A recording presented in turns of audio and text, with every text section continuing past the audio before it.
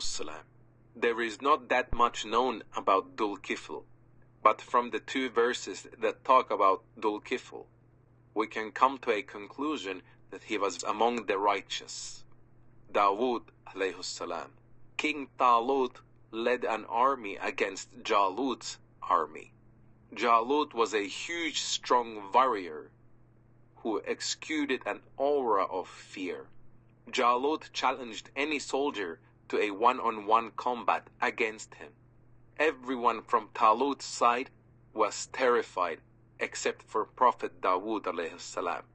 Dawood wasn't the biggest nor the strongest, and for that reason everyone laughed at him. But Dawood convinced the king, and by the help of Allah, Dawood defeated Jalut with only a sling and few pebbles. This raised Dawood into status of hero in the eyes of the people.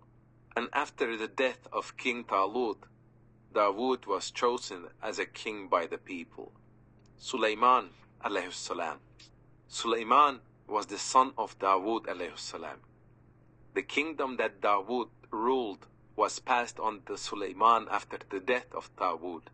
Sulaiman was materialistically rich, which many could view as a blessing. But this was also a test from Allah.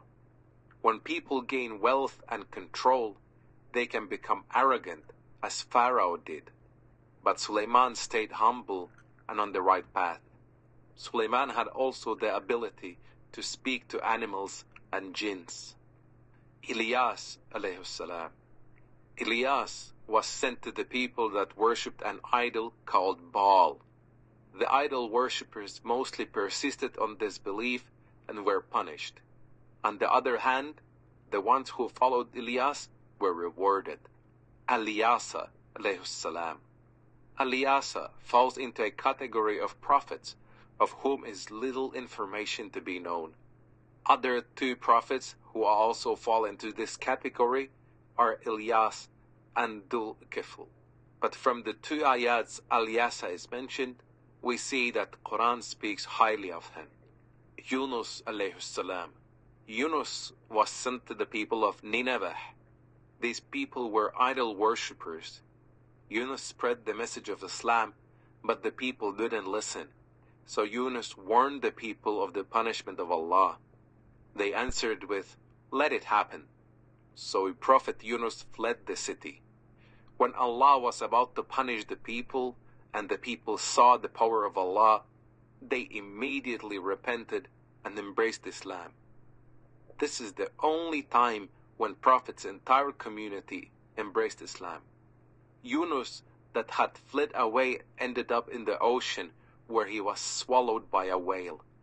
Yunus understood that he made a mistake by abandoning his people and repented to Allah. So Allah then ordered the whale to spit Yunus at the nearest shore. Zakaria alayhi salam. Zakaria was related to Maryam.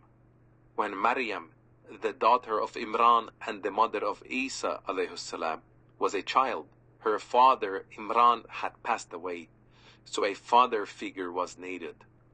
Zakaria alayhi salam stepped into this position. He took care of Maryam at her young age. One day, Zakaria made dua to Allah for him to have a kid, and Allah blessed him with a son named Yahya. Yahya alayhi salam. From a young age, Yahya seeked knowledge. Whilst the other kids were playing, he was gaining knowledge, and when he grew up, he became the wisest man of his time. Yahya was humble and loved nature, especially the animals. Also, Yahya is a cousin of Isa alayhi salam.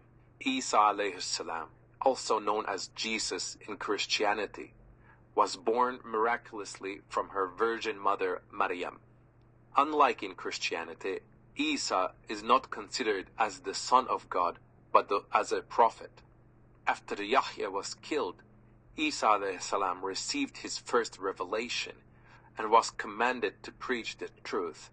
Isa alayhi salam also performed miracles, as curing blindness, making a dead bird come alive, talking as a baby, and giving life to dead. Isa alayhi salam opposed the Jewish religion and conveyed the truth. By time, Isa alayhi salam had many followers, which frustrated and made some high-positioned Jews nervous. So they plotted against him and crucified him. Or that's what it was appeared to be, because Allah raised Isa alayhi salam to heaven, and it was made to appear that Isa alayhi salam was crucified.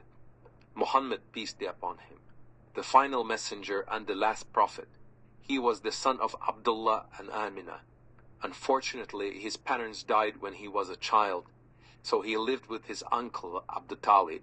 When he grew up, he married Khadija. Later on, he had more wives and children. When he was 40, he got his first revelation in cave Hira. Here begins his prophethood.